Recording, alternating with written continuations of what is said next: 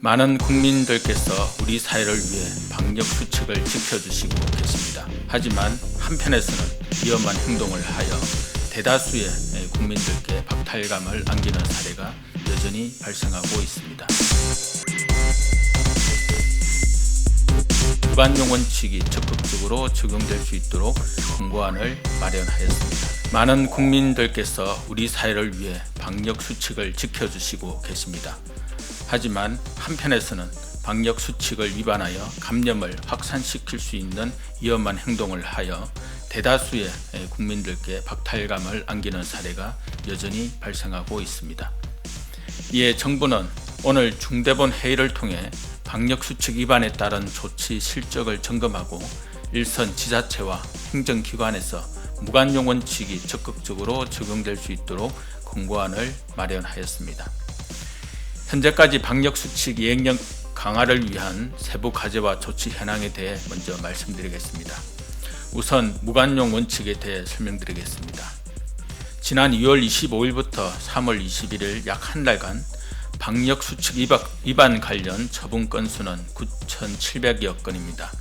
이 중 75.2%인 7,300여 건은 경고 및 계도 처분이었고 24.8%인 2,400여 건은 과태료 부과, 집합금지 명령, 고발 등이 이루어졌습니다. 무관용 원칙의 적용은 다소 미흡한 부분이 있었습니다.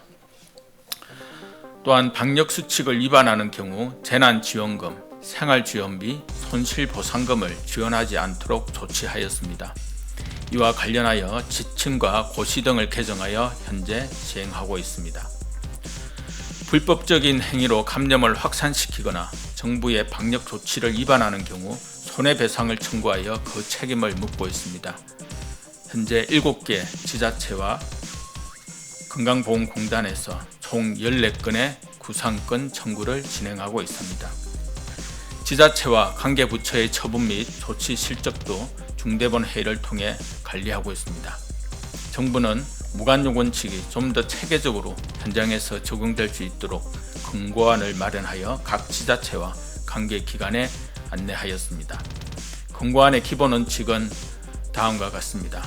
정부는 집단 감염이 발생한 장소에서 방역수칙 위반이 확인되는 경우 예외 없이 무관용 원칙을 적용하겠습니다. 지자체가 방역 여건, 현장 상황 등을 고려하여 합리적인 처분이 이루어질 수 있도록 재량권을 존중하되 지자체별 조치가 크게 차이가 나지 않도록 하기 위한 기준을 제시하였습니다. 먼저 과태료 처분에 대한 세부 공고안입니다. 핵심 방역 수칙을 위반한 경우 또는 고의성이 높고 위반 정도가 상당한 경우, 그리고 방역 수칙을 위반하여 감염 발생 우려가 상당한 경우는 모두 과태료 처분을 합니다. 이때 핵심 방역 수칙은 이용자와 시설 종사자의 마스크 착용 여부, 사업주의 경우 이용 인원과 영업시간 준수 여부 등이 이에 해당합니다. 집합금지 또는 영업정지 처분은 핵심 방역 수칙을 2가지 이상 위반하거나 핵심 방역 수칙을 위반하여 감염이 발생한 경우 또는 방역 수칙을 또다시 위반한 경우는 모두 집합금지 명령을 시행하여 감염 위험이 재발하지 않도록 해야 합니다. 정부는 감염병 예방법 시행규칙을 개정하여 방역 지침을 위반하는 경우 경고 없이 영업을 열흘간 정지하도록 하고 있으며 4월 16일까지 입법 예고를 거쳐 적용할 예정입니다. 집합금지나 영업정지 처분을 위반한 경우 고의성이 큰 점을 고려하여 고발 조치를 통해서 사법적 책임을 묻게 하는 것을 원칙으로 합니다. 정부는 자율과 책임에 의한 방역이 현장에서 실제로 작동할 수 있도록 지속적으로 노력하겠습니다.